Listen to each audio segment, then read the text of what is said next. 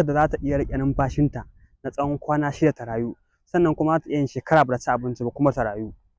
Dabba ce ƙarama ba ta da girma, amma cike take da abubuwan al'ajabi da kuma sirrika. Sai dai kuma fa a wasu lokutan, ko kuma ma dai in ce a koyaushe tana da hatsari ga rayuwa. Kunama, wacce ake kira da scorpion a Turanci, dabba ce daga cikin dangin dabbobin da ake kira da arachnida, wato rukuni ɗaya suke da gizo-gizo da tsutsotsi. Tana daga cikin dabbobi masu ƙashi a waje, arthropod, wato ba su da ƙashi a cikin jiki, amma fatar su ita ce ke ba su kariya daga cututtuka da abubuwan da zai cutar da su. Wato ba su da ƙashi a cikin jiki, amma fatar su ita ce ke ba su kariya da ƙarfi. Kunama na amfani da gubarta wajen farauta da kare kanta.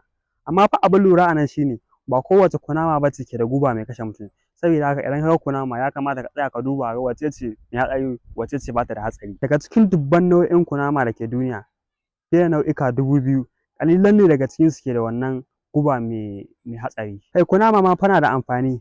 A yau ana amfani da gubar wasu kunamun a fannin maganin ciwon daji wato cancer, da nazarin tsarin jini da jijiyoyi da samar da sinadaran hana kumburin jiki. Fannin haihuwa kuma, kunama tana ɗaukar ciki na dogon lokaci, wasu nau'o'in har watanni 7 suke yi ko fiye da haka. Sannan tana haihuwa 'ya'ya, idan ta haife su tana goya su ne a bayanta har su girma su ma kowa ya kama gabansa. Ɗaya daga cikin abubuwan da suka fi jan hankali a halittar kunama shi ne yadda fatar jikinta ke haskawa a ƙarƙashin hasken ultraviolet. A wannan yanayin jikinta yana nuna launin kore-kore ko shuɗi mai ƙyalli. Masana ba su da tabbacin dalilin wannan hasken, amma ana ɗaukar hakan a matsayin wani ɓangare na kariya daga rana ko sadarwa tsakaninta da juna.